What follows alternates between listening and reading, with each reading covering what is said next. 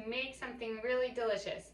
Tonight we are having fajitas for dinner, and so being gluten-free, we typically would do corn tortillas, which I have shared, and I'll link in the description how we make our corn tortillas. But tonight, two of my daughters really love flour tortillas, and so tonight we're going to have a special treat, and we're going to do it with flour tortillas. So here's how I make them. I am starting with 1.5 cups of an all-purpose gluten-free flour. Not all all-purpose gluten-free flours are the same. If you're buying it, I highly recommend cup for cup or better batter. But this one that I'm using today is actually my homemade blend that I use for everything. It does have xanthan gum in it, and I did share that recipe in my gluten-free homestead pantry ebook. So if you have not purchased that, that's where that recipe is. If you don't want to know how to make that, that's okay, and you can just buy one, and that I would recommend cup for cup. You might get a different product depending on the flour that you use. So like I said, all-purpose flours in the gluten-free world are not all the same. They are basically essentially a whole bunch of flours to make up one flour. And so depending on what flours you're putting in that blend will give you the product that you're going to get. And so I highly recommend cup for cup, or even better batter is a really good one as well. And I can link both of those in the description. But today I'm using my homemade one that we use for everything. Okay, the next thing that you need, even though most all gluten-free all-purpose flours do have tapioca flour or tapioca starch in them, you're going to need to have more of it. So I'm going to go ahead and use, I buy my tapioca starch, tapioca flour in bulk. They're essentially the same thing. I'm going to go ahead and use a scale to get 75 grams of tapioca starch. Now in the gluten-free world, some things you can just do by measurements, and some things you have to weigh, and that's just the way that it is. If you want a consistent product, a lot of times you have to weigh the ingredients. So I'm going to go ahead and weigh out 75 grams of tapioca flour or tapioca starch, and then I'll add it to my bowl. I got a little bit too much there. And the reason weight is so much more important is in your kitchen, your humidity changes, your temperature changes depending on, oh, I got 75 right on the money, depending on the weather. And so that weight is more accurate than when you just go and measure something with cups. And so because gluten-free products can be kind of finicky and they get kind of frustrating, it's best to just do it by weight so that you get a consistent product. Okay, now I have that in there, and I'm going to go ahead and add 1.5 teaspoons of baking powder.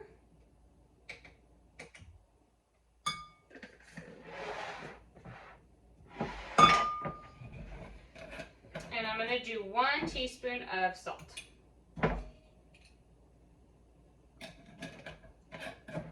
Okay. Now I'm going to go ahead and give this a little stir.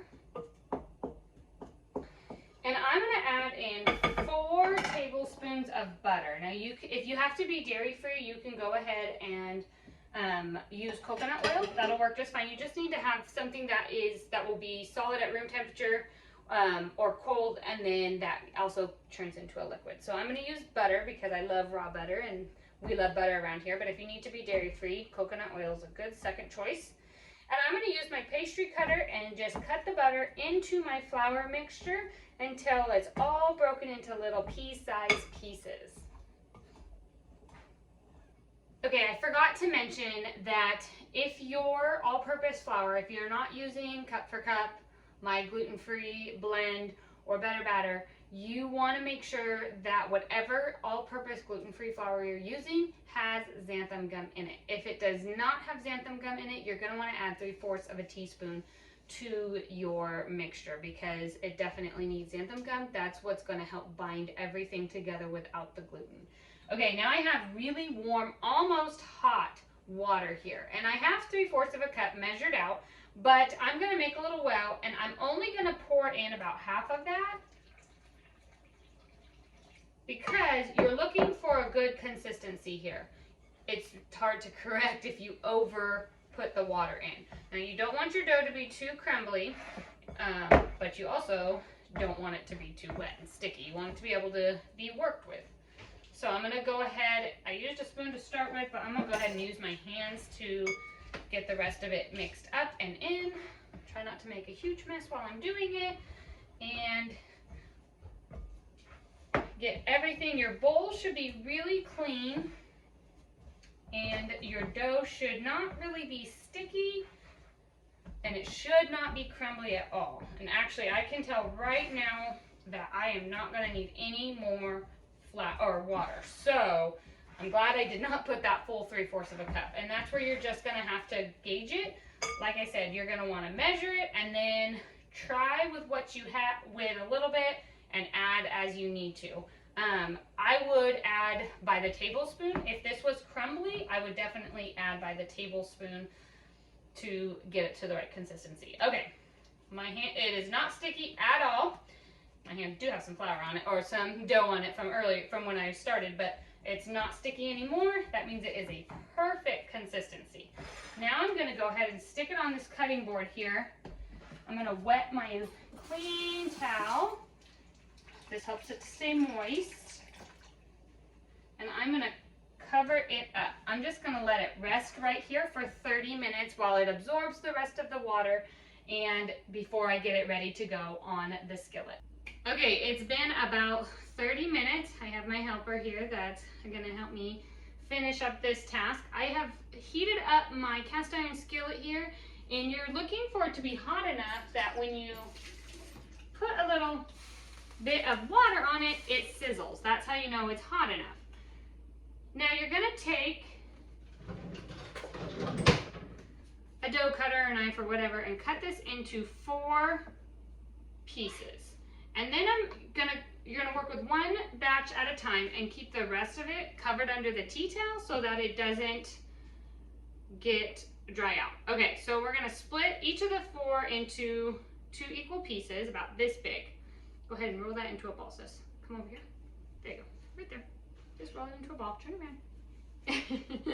Okay, so we're gonna roll them into a ball. And then we're gonna go ahead and stick them in my tortilla press. Now I have, hold on one second. I have a quart size Ziploc bag here. And in the quart size Ziploc bag, I have cut the sides, zipper off. So it's like a big fold. Now we're gonna go ahead and stick the tortillas in. Go ahead. We're gonna stick them in. Okay, and we're gonna press them. Now you can do this with a rolling pin and some more tapioca flour. That's totally fine. Then we're gonna go ahead and very gently, I'm gonna have to do this part because they get very delicate at this step. You want to peel off your tortilla very, very gently without tearing it. If it tears, you might have to start over. Okay, so you're gonna peel it off really carefully, and then you're gonna go ahead and slap it right onto your hot skillet. And you're gonna let it sit there for about 45 seconds or so, and then you're gonna go ahead and flip it. You're gonna start to see it bubble just a little bit, and the other side gets a few dark marks on it, and then you'll flip it and let it cook for another 45 seconds or so on the other side, and then you're gonna take it off. I just have a clean dish towel right here with the tortillas in it, and you're just gonna go ahead and place them in here and cover them up to keep them warm.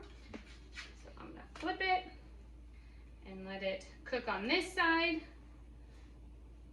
You like tortilla making? Yes.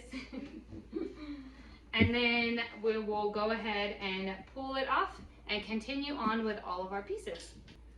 My helper is cutting out on the job, but so the 45 seconds is just your own gauge. So whatever you think, when they're getting kind of brown, then you want to flip it, and you just want to make sure they get heated all the way through. You want your tortillas to be about 1/4 of an inch thick. So I'm gonna go ahead and finish up. I think we've got a couple more left.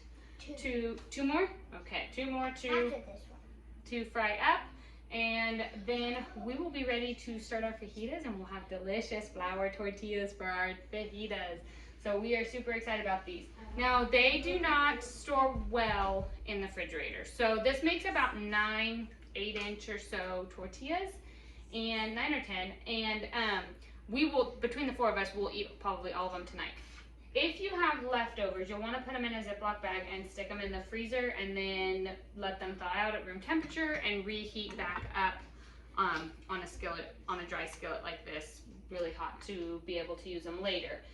Otherwise, eat them right away. If you don't need to, so if you're making them ahead of time, like right now we're not quite at dinner time yet, so we still have a little bit of time before we'll need to eat these. And so I'm gonna go ahead and keep them in this towel and just stick the towel right into a Ziploc bag just to keep the moisture in on them and so that they don't get hard. And then we'll go ahead and eat them in a little bit when we have our fajitas. So that is how we make gluten-free flour tortillas. I hope that this was helpful for you guys, and go make yourself some delicious flour tortillas that are gluten-free. We'll see you next time. Take care.